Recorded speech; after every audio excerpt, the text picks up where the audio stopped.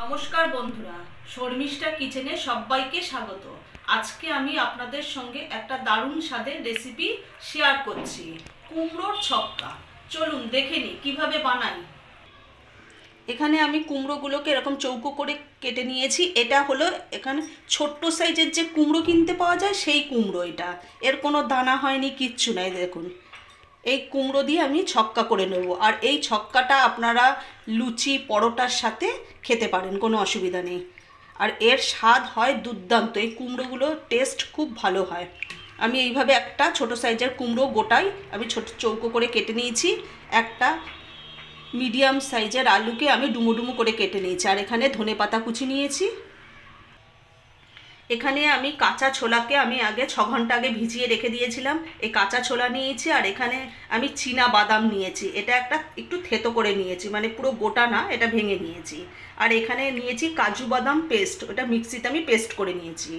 আর এখানে নিয়েছি আমি আদা, কাঁচা লঙ্কা আর টমেটো। একটা মিডিয়াম সাইজের টমেটো নিয়েছি। আর হাফ ইঞ্চির মতো আদা আর 6টা কাঁচা লঙ্কা, এটা আমি মিক্সিতে পেস্ট করে নিয়েছি। আর ফোড়নের জন্য নিয়ে নিয়েছি একটা তেজপাতা, 2টো শুকনো লঙ্কাকে অর্ধেক করে নিয়েছি, আর সাদা জিরে। আমি গ্যাসটা ধরিয়ে দিলাম, কড়াইটা আমি বসিয়ে দিচ্ছি। আমি কড়াইয়ের মধ্যে সাদা তেল দিয়ে দিলাম। আপনারা চাইলে সর্ষের তেলও ব্যবহার করতে পারেন।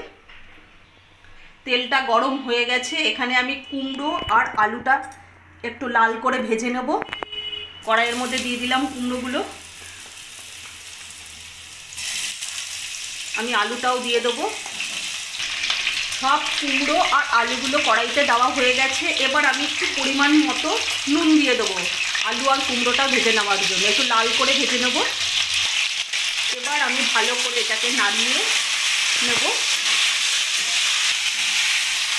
নেব। এখানে আমি ভাজার সময় এখন আর কোনো হলুদ ব্যবহার করব না। এখন আমি একটু নুন দিয়েই লাল করে ভেজে নেব। কুমড়ো আর আলুটা ভালো করে ভাজা হয়ে গেছে। এগুলোকে আমি তুলে নেব।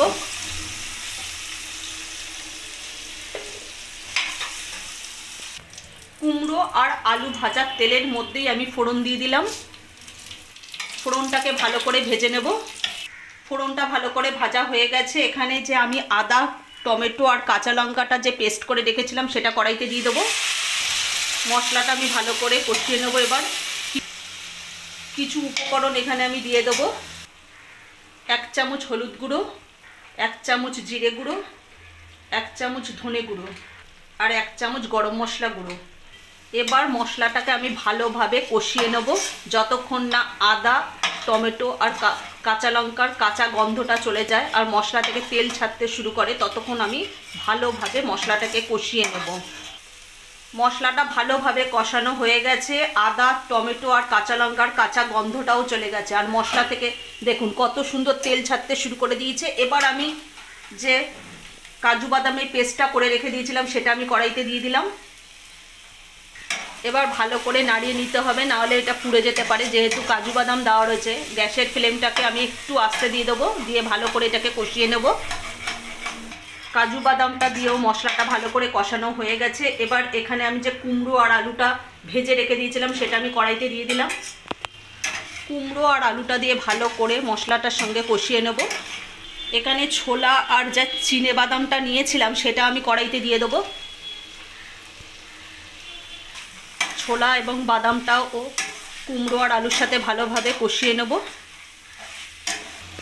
কুমড়ো আর আলুটা ভালোভাবে কষানো হয়ে গেছে। এবার কুমড়ো আর আলুটা সিদ্ধর জন্য আমি পরিমাণ মতো জল দিয়ে দেবো। এখানে আমি ছোলা আর চীনা বাদাম ব্যবহার করেছি। আপনারা চাইলে নারকেলও ছোট ছোট টুকরো করে দিতে পারেন, কোনো অসুবিধা নেই। কুমড়ো আর আলুটা সিদ্ধ করার জন্য আমি জল দিয়ে দিয়েছি। এবার একটু ঢেকে দেবো। তার আগে আমি এখানে পরিমাণ মতো অল্প একটু নুন দিয়ে দিলাম। আর ওপর থেকে ধনেপাতা কুচি দিয়ে দেবো।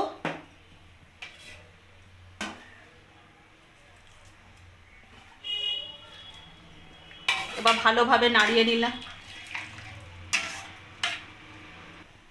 এবার আমি 5-7 মিনিটের জন্য আমি ঢেকে দেবো। এবার ঢাকাটা খুলে দেখে নেব।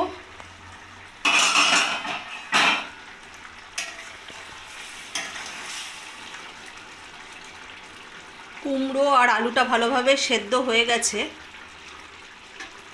এবার আমি ওপর থেকে একটু ভাজা মশলা আর একটু ঘি দিয়ে দেবো।